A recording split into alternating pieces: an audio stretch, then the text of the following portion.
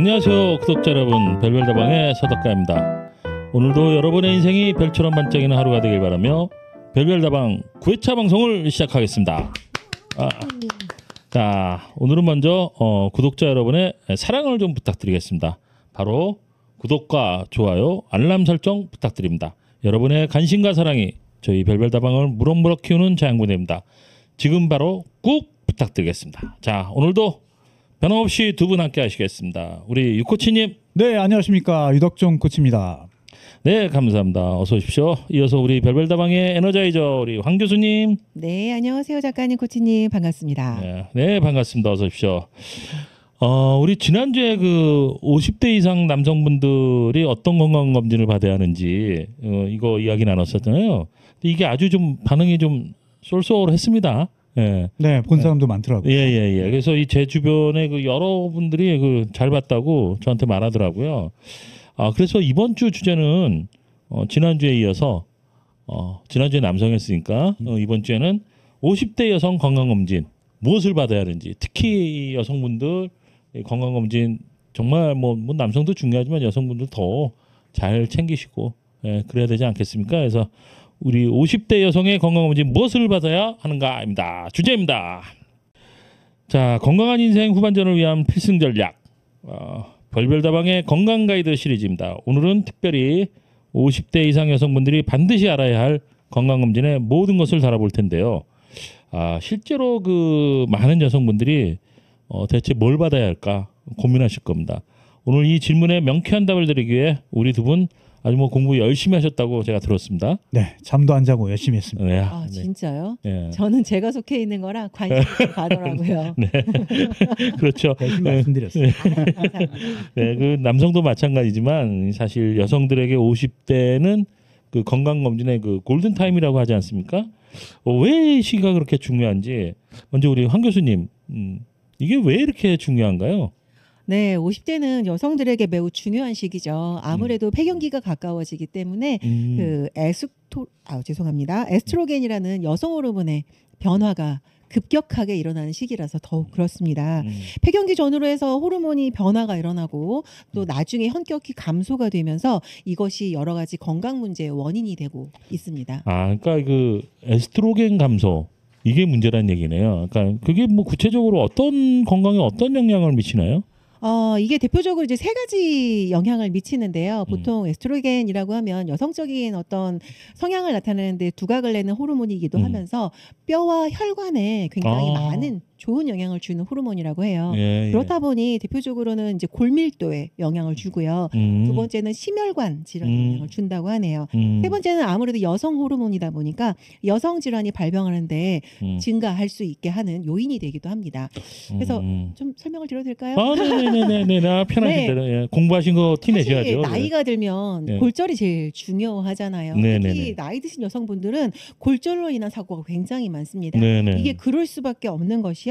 아무래도 에스트로겐이 감소를 하다 보면은 한 58.6%, 그러니까 절반 훨씬 넘는 수의 여성이 골 감소증에 걸린다고 해요. 거기다가 14.4%의 여성이 골다공증 진단을 받기도 한다네요. 그러니까 감소증 겪는 것은 절반 이상. 거기다가 골다공증이라고 하는 병을 진단받는 것이 15.4%, 굉장히 큰 거죠.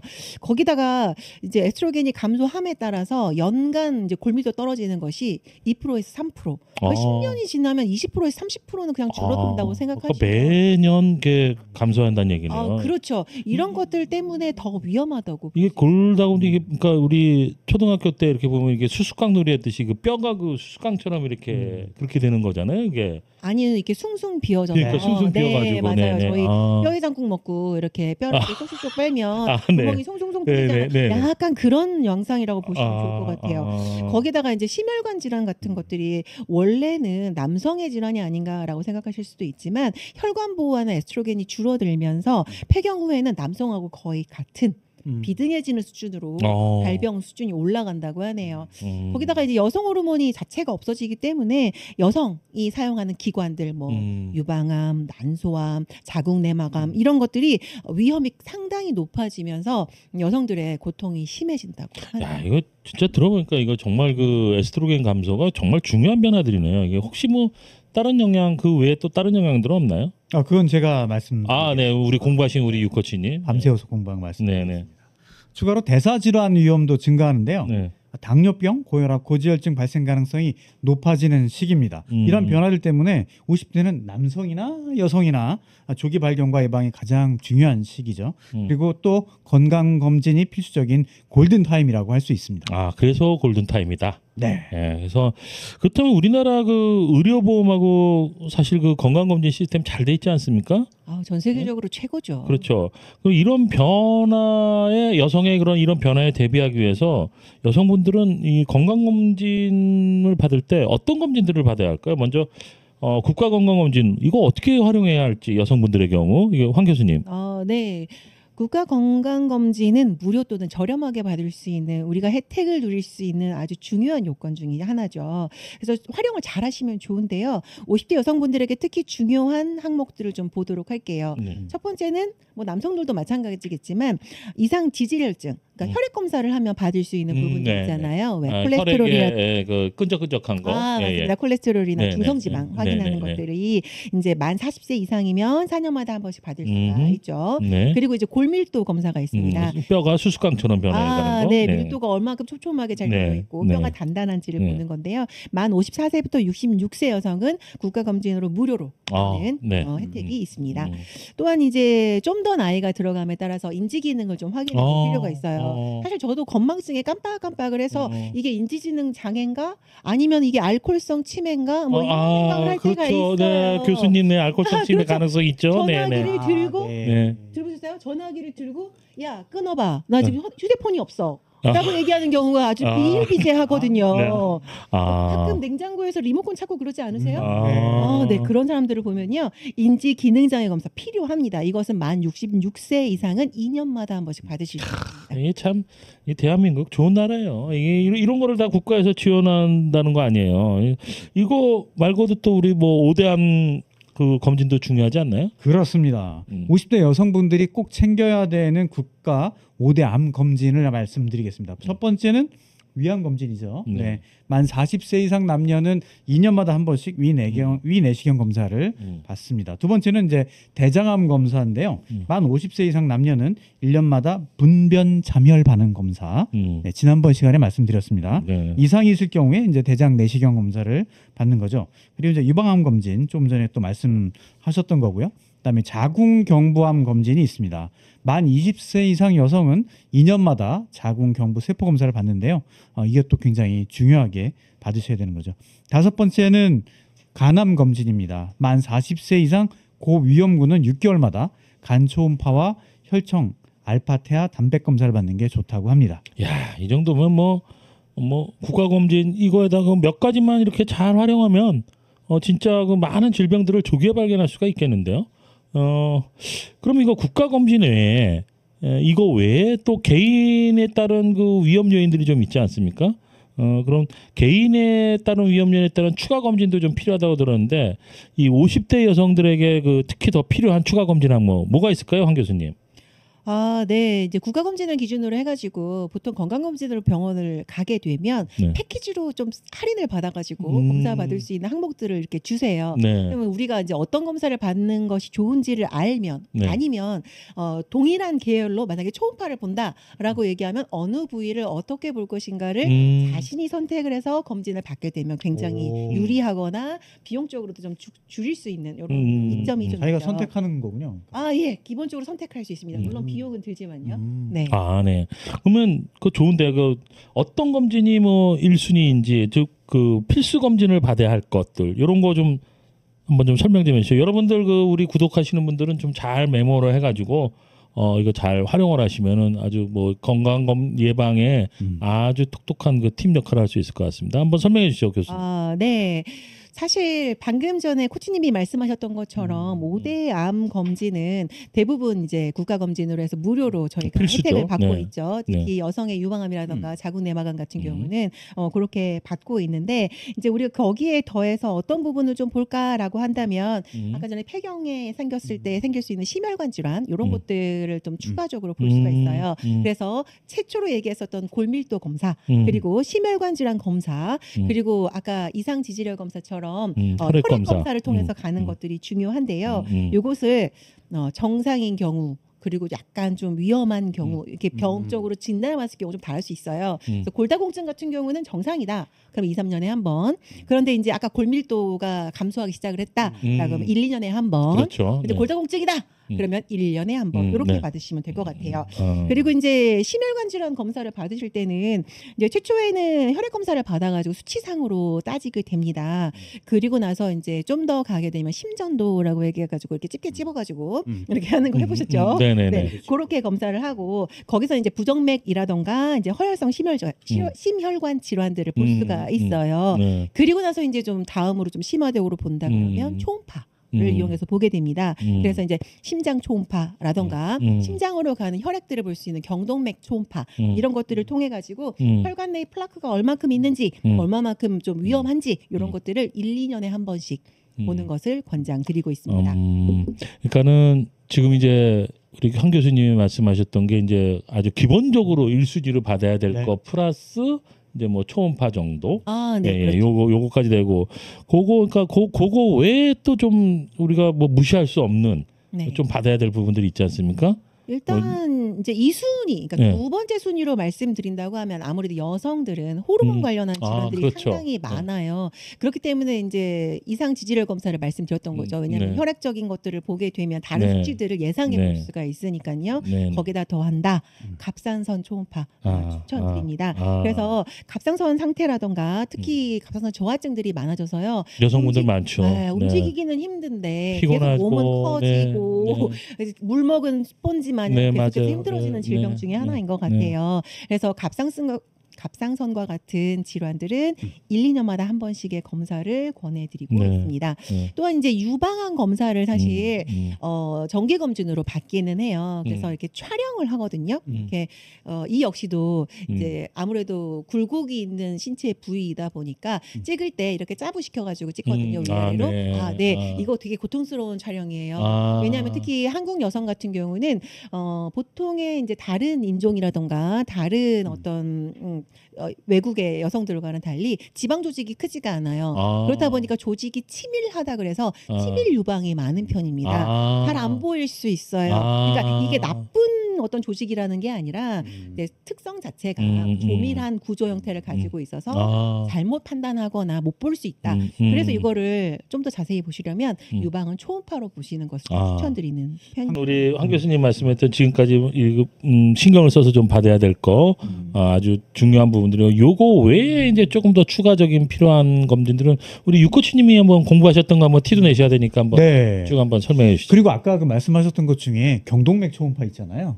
저 같은 경우에는 8년 전인가 이제 그 추천을 하셔서 경동맥 초음파를 했는데 이 목으로 올라가는 곳에서 플라그가 발견이 된 거예요. 그래서 약간 이게 부풀어 있더라고요. 확인을 해보니까. 그래서 그게 그 상태로 발견되지 않고 그냥 갔으면 이제 가다가 막혔겠죠. 예. 그래서 저는 뭐 이렇게 앞에서도 말씀하셨지만 경동맥 초음파 꼭 권장드립니다. 네네. 네. 그다음에 이제 3순위로는 대체로 이제 가족력이 있거나 위험 요인이 있는 경우로 이해하시면 될 것 같습니다. 그런 검사로 이제 관상동맥 CT, 이제 고위험군에서 받는 거죠. 네. 그다음에 유방 MRI 이것도 마찬가지로 가족력이 있거나 BRCA 유전자 등 고위험군에 한해서 해당이 됩니다. 그다음에 50세 이후에 복통, 복부 팽만감 그리고 가족력이 있는 경우에는 난소암 정밀 검진 등이 필요하겠죠. 그리고 흡연력이 있다면 폐 CT 등을 고려해 볼 수 있습니다. 그런데 저희 장모님도 폐암으로 돌아가셨는데요. 당연히 흡연 안 하셨는데 그 폐암이 생기셨어요. 아마도 그 연령대 여성분들은 가스불에서 네네. 예, 연탄불이나 네, 뭐 네, 가스 때문에 네. 취사하는 데 많이 계셨기 때문에 그런 게 생기지 않았을까 싶다고 하네요. 네. 네, 그래서 또 난소암의 경우에는 폐경후 이상 질출혈이 있다든가 하면 자국 내막암 검진을 받아야 된다고 합니다. 네. 네, 이외에도 당뇨병 검진은 이제 인슐린 저항성 검사로 증가로 당뇨 위험이 높아지기 때문에 매년 받는 게 좋고요. 간 기능 검진 역시 지방간 발생률이 증가하는 시기니까 1, 2년마다 확인하는 게 중요하다고 합니다. 뭐 이게 이 공부 많이 하신 분들의 두 분의 얘기를 듣다 보니까 진짜 정말 이 다양한 검진들이 있네요. 이게 개인의 건강 상태라든지 위험 요인에 따라 이게 맞춤형으로 선택하는 것이 중요할 것 같아요.